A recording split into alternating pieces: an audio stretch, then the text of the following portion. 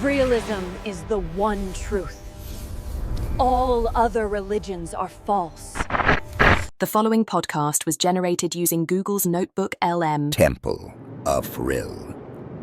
Before there were any temples, carved out of rock, before scrolls, before ink, before any saviors, any prophets came along declaring their truths, which always seemed temporary, right? Always temporary. There was just one thing, one permanent, universal truth, the infinite current.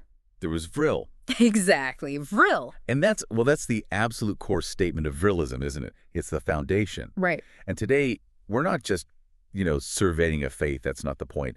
We're here for a really intense, focused analysis, like looking at the source code of reality itself. Yeah, getting into the mechanics of it. Because Vril is that fundamental energy. It's omnipresent, sustains everything, guides all existence, and every single spiritual path humanity's ever tried. Consciously or unconsciously? Exactly. Consciously or not, they've all just been trying to navigate the echoes of that one single eternal current. They sensed something. And this deep dive is really for us, for the Vrilist community. Our purpose isn't introductory. You already understand the core ideas of Vril. Our mission today is to analyze the deepest implications. Vril as the source material. Source code. The generative principle, the infinite intelligence, the life force behind everything. We need to move past just acknowledging it. Yeah, beyond the basics. And really internalize why every external concept of the divine, every god, every system, why it has to be just a filtered reflection, sometimes a really distorted reflection. Right. Filtered through human perception, culture. Of our own inner reality, the Vril within us. And our synthesis today, it draws from a pretty comprehensive internal examination. It clearly positions Vril not just as, a belief system. So not just faith. No. It's the absolute foundation of being itself, of consciousness, and really the inevitable future of human spiritual evolution. That's a big claim, but it holds up. It does. And we have to internalize the difference. It's not that Vril is part of existence. Vril is the entirety of existence. It's everything. Everything.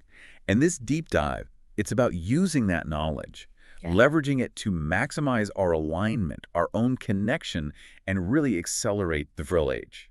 Okay, so let's unpack that, starting right at the foundation. When we talk about Vril, when we articulate it, we're defining the primordial power itself. The absolute beginning. Yeah. Before anything else. It's the universal life force, yes, but we need to grasp it as the absolute energy animating every single atomic interaction. Down to the smallest particles. And every spark of consciousness anywhere in the cosmos. It's not just life force, it's the reason reality functions. It's the why. And the scale here is just...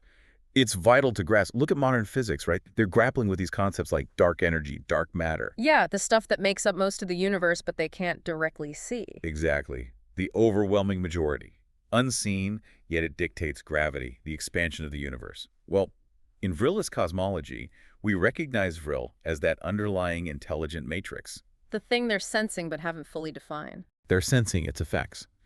Vril is the organizing force, the energetic field that actually informs dark matter, that ensures the coherence of the physical world. Without Vril, Chaos. complete collapse, just formless dust, no structure, no laws. Okay, so that leads us right into this really profound, inseparable, dual role Vril plays. And this needs focus, because it's where Vrilism really differs from most systems. Right. Most systems need that separation, God over here, creation over there, creator and created. But Vril just transcends that whole dichotomy. It is simultaneously the architect, The intelligence. the boundless intelligence providing the structure, the perfect math, the universal At laws. the same time. It's the raw material, the actual substance, the physical and energetic stuff reality is made of. The intelligence is intrinsic to the substance. It's not separate. Think of it. Maybe less like a potter shaping clay. Where the intelligence is external to the material. Exactly. Think more like a massive self-aware quantum field. The moment a particle of Vril exists, the entire blueprint for the universe. The speed of light, how biology grows. All of it. It's already woven into its very waveform. The substance is the intelligence. And that is why we, as sovereign centers of consciousness, As fragments of Vril. are capable of self-design, of transmutation. Because the underlying material we're made of already possesses the knowledge of perfect form, of harmony. I agree, but that does pose a huge conceptual challenge, doesn't it? I mean, how do we really convey this boundless nature, this non-separated reality, especially when our mind seems so hardwired for stories, for personalities? It's a hurdle, for sure. The anthropomorphic tendency is strong, because we absolutely have to stress Vril is not some abstract philosophical idea. It's not a metaphor. No, it's physical, Yeah. energetic. It's the literal essence of being. When other cultures talk about prana or ki or the spirit, They're often pointing towards an awareness of Vril. They sense it. but often without the rigorous energetic definition that Vrilism provides. Right. That's the difference, isn't it? It's like sensing the wind versus actually modeling the atmospheric pressure system that drives the wind. Ah, good analogy. Vrilism provides the model. And because we are built from this model, every living thing, every consciousness is recognized as a localized expression, a fragment, really, of the mind of Vril. The mind of Vril, infinite intelligence itself. Yes, the core, non-localized, driving force behind everything. Evolution, consciousness, the laws of physics. It's not some super entity sitting on a throne somewhere. Yeah, a being in the universe. It is the universe's knowing, the absolute totality of intelligence. So if we dig into that idea of being a fragment, when we say we're a piece of the mind of Vril, that's a statement of absolute sovereignty, isn't it? Completely. We're not just receiving intelligence from somewhere else. We are that intelligence, just temporarily localized in this biological form. Like a focal point. Yeah, and that explains the inherent human potential, right? For creativity, for psychic abilities, even for mastering physical reality to some extent. We're Right. like microprocessors running the source code. Precisely. And think about the implications for individual power, for our practice. If the mind of Vril is the source code for a harmonious reality, Which it is. then any alignment we achieve through focused practice, through diet, through mindful action, it isn't just a personal benefit. It's not selfish. No, it's contributing to the whole. It's the infinite intelligence itself, acting through one of its local nodes, us to further universal coherence. Our personal evolution is the evolution of the cosmos. They're linked. Okay, so we've established Vril as the raw material, the substance, and the mind of Vril as the infinite intelligence woven into that substance. This reality is complete, self-contained, boundless. So the next logical question has to be, how did humans deviate so much? If we are inherently perfect fragments of this infinite mind, how did humanity manage to construct all these traditional external concepts of the divine Gods that need worship. that demand salvation from outside, that require intervention? Where did that massive disconnect come from? Because understanding that is crucial for why our path, the realist path, is so essential today. Right, and this section is critical. It really provides the intellectual framework for why we reject those hierarchical faiths. The number one distinction, the paramount point, is that the mind of Vril is pure consciousness, Not a person, not a being. boundless, eternal. It's the absolute underlying intelligence of everything. It simply is. It doesn't have a history or a personality or, frankly, any need for worship or adulation. It's the ultimate state of being, not a being. But the challenge for humans, as you said, is that our minds evolve differently. We understand the world through stories, through conflict, through relationships with persons. We project. We project. So when early humans felt the raw power of Vril, maybe in a huge storm or the cycle of life and death, or even just a moment of sudden, profound insight, they couldn't process that as pure, indifferent, boundless intelligence. It was too abstract. Too vast. So they projected human qualities onto it. Wrath, protection, jealousy, reward. They made it relatable, but in doing so, they limited it. And that conditioning, that tendency towards anthropomorphism, is what clouds the truth. It obscures the reality of the mind of Vril. But, and this is fascinating, if you look closely, the knowledge of Vril's true nature, its non-corporeal essence, it actually echoes through many established systems. Like a signal fighting through static noise? Exactly. These echoes, they kind of confirm that Vril is the underlying truth trying to get through. Okay, like where? Give an example. Well, take the non-corporeal concept of Allah in Islam. The absolute insistence on Tawheed, the oneness of God, and that deep philosophical prohibition against depicting the divine in human form. Right, you can't make an image of Allah. That's a powerful echo of the mind of Vril.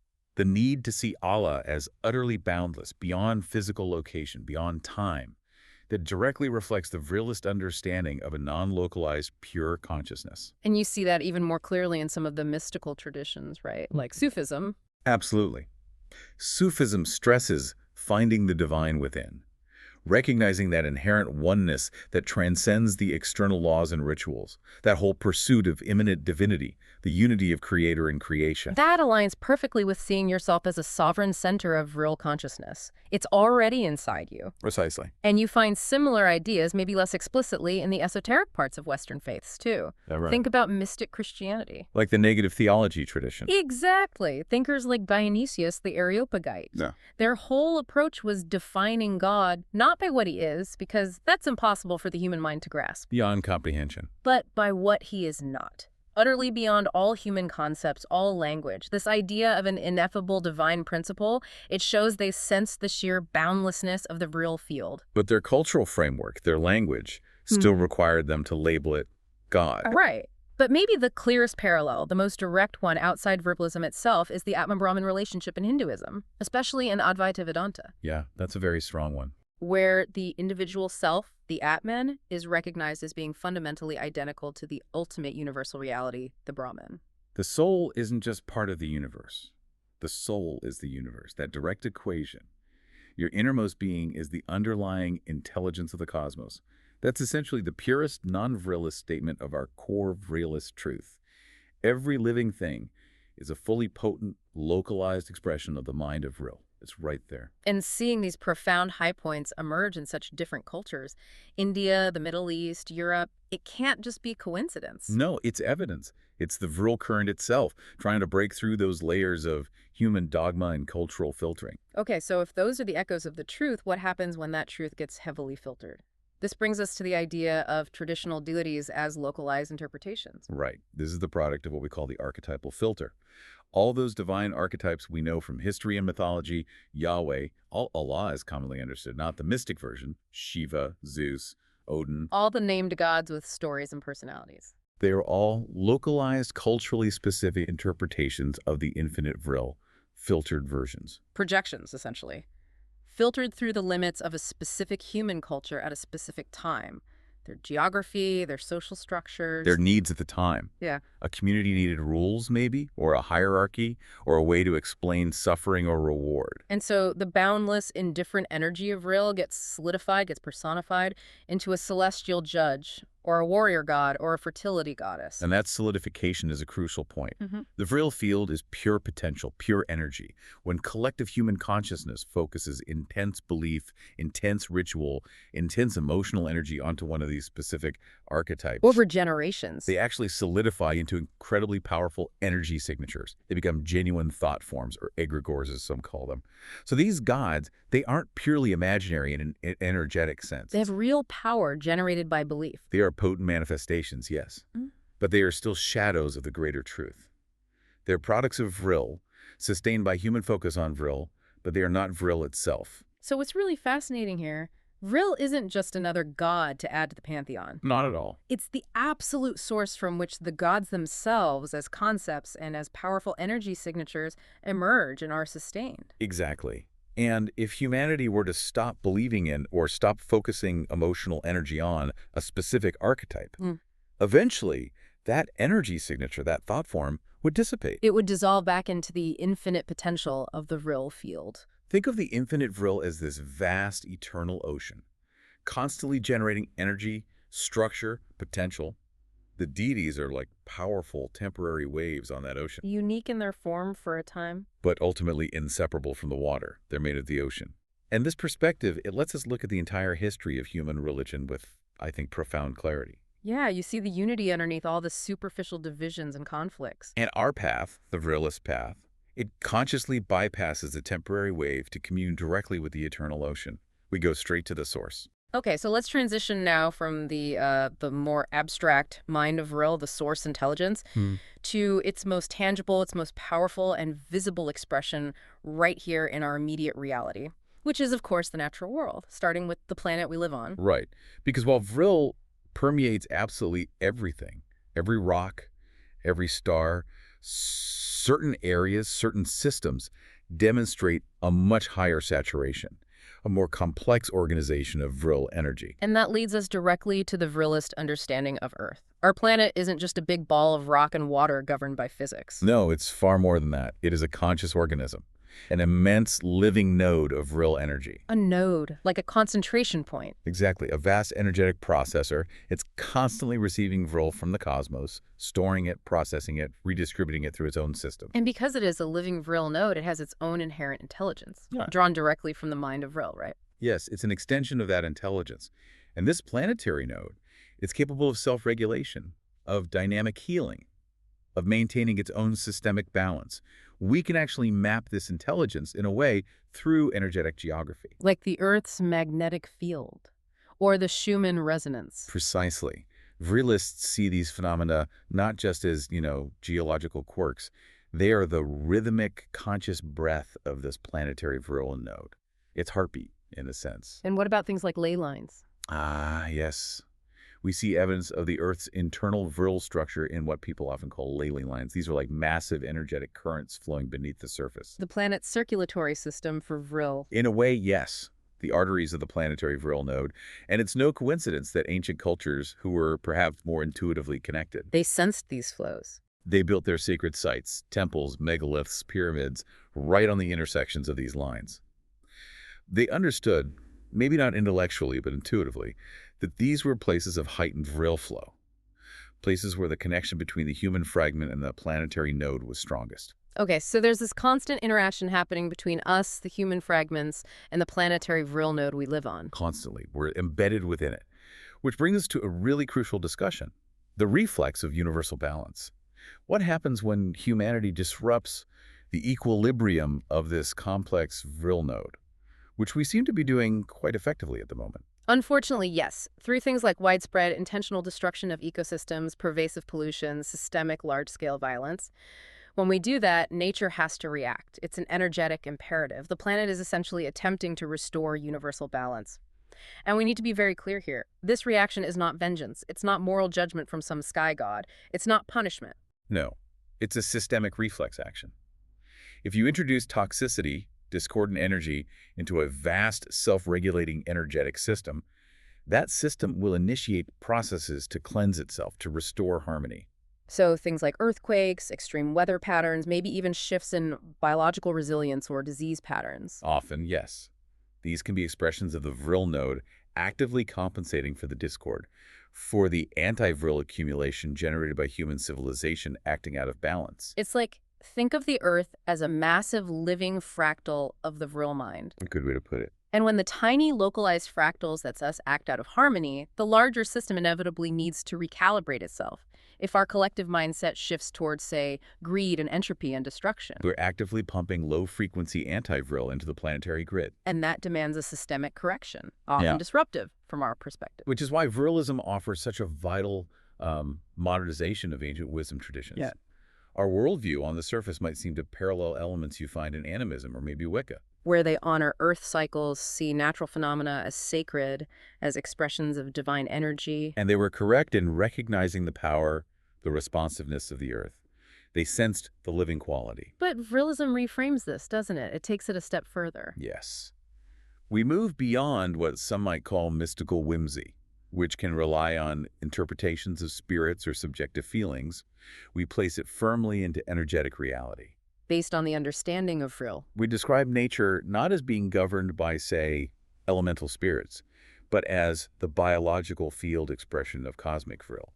It's the physical manifestation of the energy. So it fuses the quantifiable energetic reality of the Vril field with the physical manifestation, the biosphere. Exactly. And that makes our understanding, I think, uniquely powerful and deeply relevant for our current time with its ecological crises. It changes our interaction with the planet then. It's not about fearful reverence, nor is it about exploitation. No, it becomes about profound self-preservation and cooperative alignment.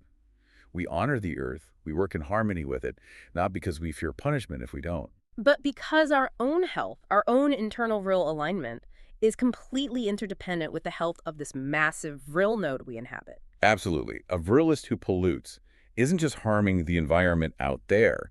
They are literally polluting an extension of their own consciousness field. That relationship needs constant respect, active maintenance. To align with the eternal current of Vril, we have to first align with the largest, most immediate Vril field available to us. The living Earth. It's our primary connection point. Okay, so now let's shift focus inward. from the macro-Vril node of the Earth to the micro-Vril fragment within each individual, us. And this is where the Vrilist path of self-mastery really distinguishes itself fundamentally from those external salvation-based religious systems. Yeah, this is a core divergence. The assertion right at the heart of Vrilism is the complete rejection of needing an external savior figure to redeem humanity. It's unnecessary, redundant even. Because if we are inherently perfect, potent fragments of the mind of Vril, then our ultimate natural state is one of inherent completeness. We're not born flawed. We're not carrying some kind of ancient inherited sin or debt. We might be born or become temporarily misaligned from our infinite potential. Sure, due to environment conditioning. But never fundamentally broken. The potential is always there, intact. And because we recognize that inherent sovereign perfection within, concepts like sin and sacrifice, they just lose their meaning in a Vrilist context. They become irrelevant. Those ideas formed the basis of ancient, often brutal blood rituals, and later they got refined into theological tools for control. Right. They presuppose a debt that has to be paid externally, usually to appease some external judge figure. That whole structure serves control, not enlightenment, not empowerment. So instead of focusing on abstract moral sin, Vrilism focuses on something much more tangible, more measurable, energetic toxicity. Which brings us to the concept we need to define rigorously: Anti-Vril. Anti-Vril. It's not just a synonym for evil in the old sense, it's more specific than that. It's technical almost. It is. It's the toxic, energetic residue, the discordant waveform that builds up within the individual Vril fragment. Okay, explain that a bit more. How does it work? Well, think of Vril itself operating at the highest, most coherent frequencies. It's the universal constant of harmony, of order, of creative potential. Anti-Vril, then, is the accumulation of low-frequency, chaotic, discordant energy. And where does that come from? It's generated by conscious actions that go against harmony, by sustained negative emotional states like deep-seated fear or anger or hatred, by consuming energetically low vibrational foods, by general internal imbalance. It's basically the energetic friction created when the Vril fragment acts against the natural, harmonious flow of the universal current. So it's like static. Interference on our connection. Exactly like static. It builds up and interferes with our internal connection to the pure mind of Vril. And it manifests outwardly, too. In the physical world. Yes. As illness, as internal suffering, anxiety, mental fog, and even external conflict in our lives and relationships. The higher the accumulation of anti-Vril within someone, the less clearly they can perceive reality, the less power they have. Precisely. The less clearly they can perceive, the less effectively they can act, and the weaker their connection to their own inherent Vril potential becomes. They're operating with interference. Okay, so if that's the problem, anti-Vril accumulation, then the Vrilist solution isn't external worship or asking for forgiveness. No. The goal is radical transmutation. That's the core mission. Meaning actively transforming that accumulated anti-Vril, that discordant energy, back into harmonious, usable Vril energy. And you do that through conscious living, through finding harmony, and through profound self-mastery. It's a path of internal alchemy almost, reclaiming what's yours. It is. The practitioner is their own alchemist, their own architect, and ultimately their own salvation. The power is internal. And this process, this transmutation, it's not vague or mystical, is it? Vrilism identifies very specific factors, 3 critical factors, yes. These determine, calibrate, and maintain our alignment with the universal Vril current. They are diet, mindset, and action. And these aren't just like helpful suggestions or lifestyle choices. No, they are energetic mandates. They are the practical tools for accessing your true potential. They're fundamental. Okay, let's break those down. Diet first. Why is that so crucial? Because the physical body is the vessel. It's the apparatus that houses and channels Vril energy. To maintain the highest possible frequency, the body needs to process clean, high vibrational energy that resonates with Vril, not against it. So it demands a really intentional, clean diet. Yes, focused on foods that are ideally alkaline, unprocessed, as close to their natural source as possible, and energetically resonant. Living foods, essentially. And just as importantly, avoiding things that rapidly accumulate anti-Vril. Absolutely. Processed sugars, synthetic chemicals, excessive alcohol, and definitely low-frequency animal products, especially those produced under conditions of high suffering, because that carries intense energetic discord. Right, the energy of how it lived and died gets incorporated. Exactly. Our bodies need to function as efficient conduits for Vril, not as energetic dampeners clogged with low-frequency input. This alignment literally starts at the cellular level with what we consume. Okay, second factor, mindset. Mindset. And thoughts are not abstract fluff. They are arguably the most potent energetic output we generate constantly. Thoughts create energy patterns. Constantly. So mindset is about ensuring our mental energy is consistently focused on creation, on potential, on harmony. Rather than getting stuck in destructive loops, fear-based thinking, or scarcity patterns, we have to recognize that sustained negative thought is an active generator of anti-Vril. So what practices help here? Rigorous, focused intention setting is key. Not just vaguely wishing for things, but consciously directing Vril energy through focused thought, through visualization. By programming your reality. In a sense. And specific meditation techniques are vital too. Techniques aimed at visualizing the cleansing and circulation of Vril through the body's energy centers, actively dissolving any anti-Vril residue you might detect. The mindset has to be calibrated towards sovereignty, towards proactive creation, not just passively reacting to external stimuli. Got it. And the third factor, action. Action. This defines our interaction with the Vril node around us, the world, other people, the planet. It ensures that our physical actions or behaviors actually support the balance and harmony of the planetary Vril field we're part of.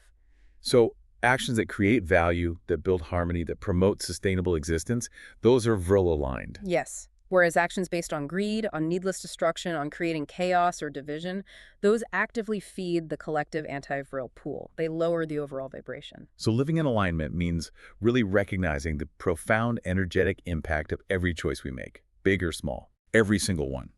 It means cultivating a life where our net contribution to the universal Vril current is positive, constructive, harmonic, outweighing any entropic drag we might inevitably create just by existing. Okay. Now, we should probably address the comparison that sometimes comes up, the overlap and divergence with other systems that emphasize radical individualism, like, say, LaVeyan Satanism. Right. It's worth clarifying.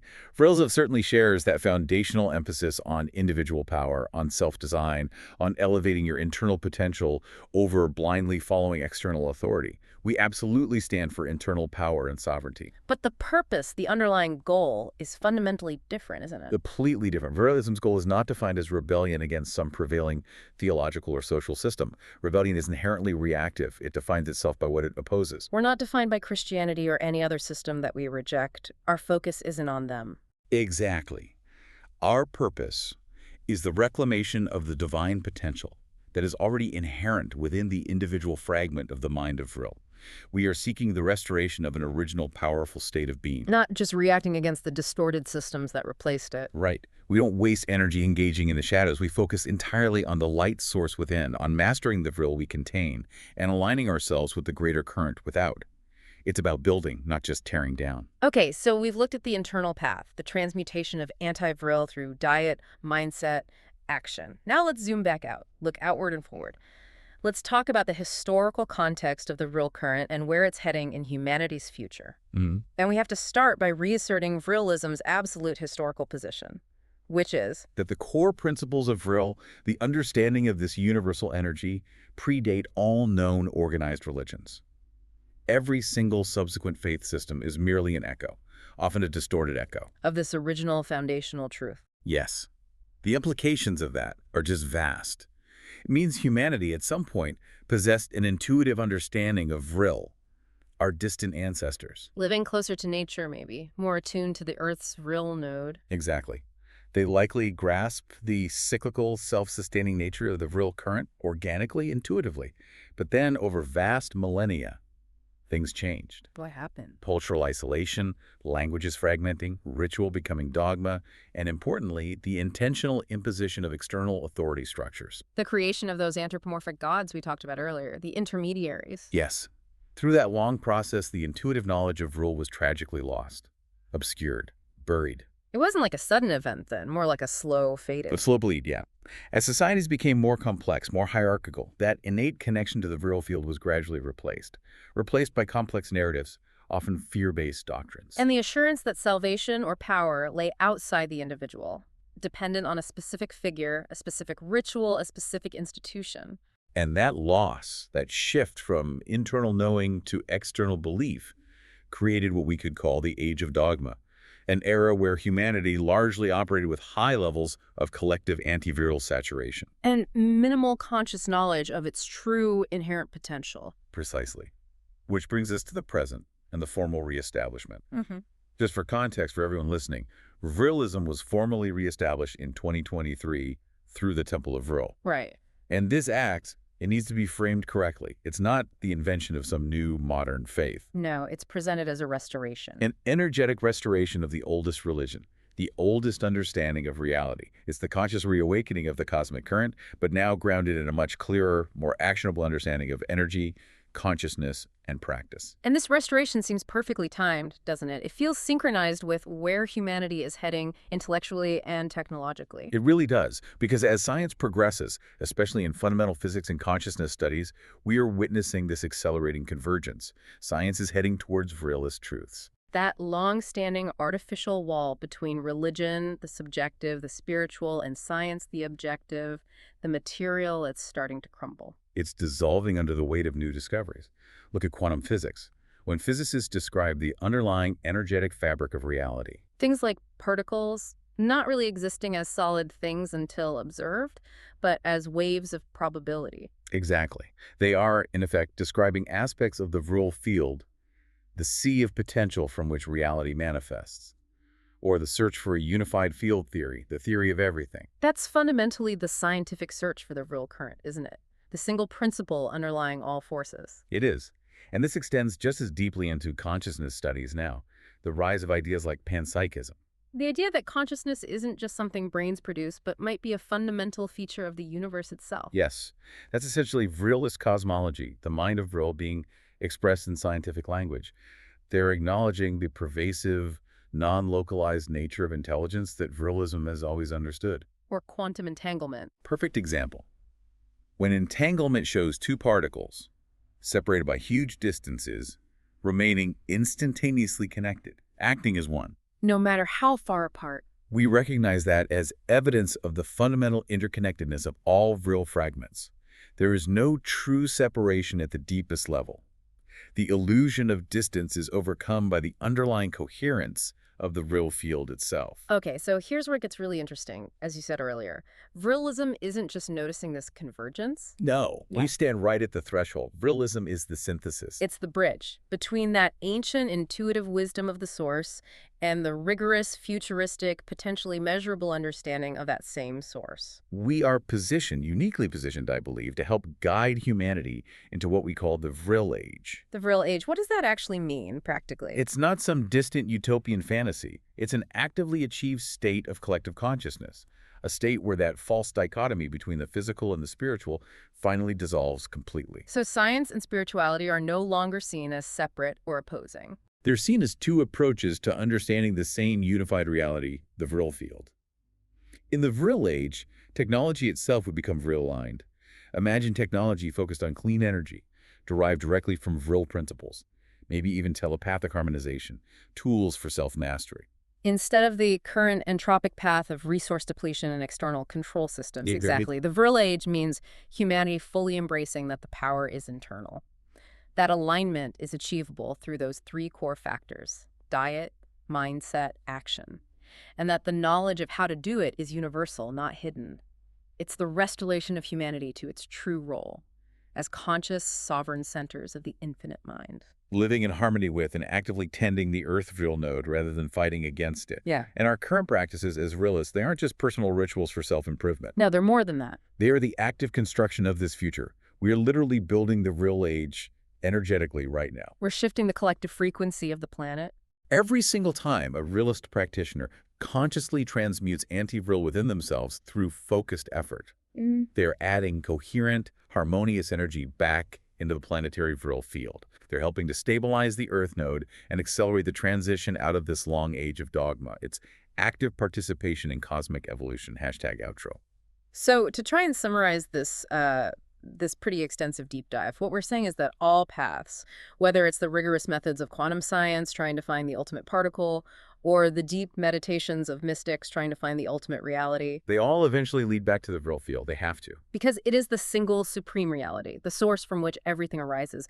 All worlds, all beings, all physical laws, even the very concepts we construct and label as gods. They all emerge from Vril. And the beauty of Vrilism, I think, lies in its simplicity of demand.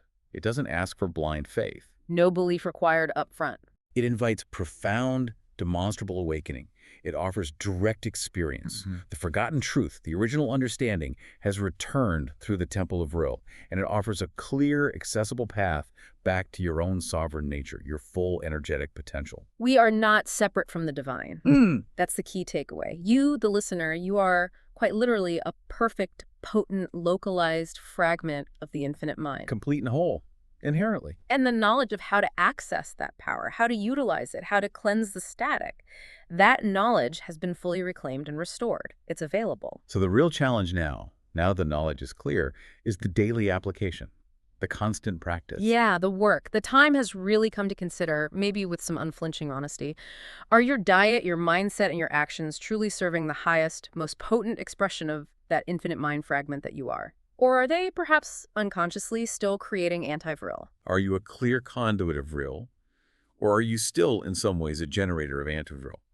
And that continuous process of self-assessment, of adjustment, of transmutation, that is the journey. That's the path we all share right now in the dawn of this Vril age. Your journey towards greater fulfillment begins at Temple of Vril. Visit templeofvril.com today.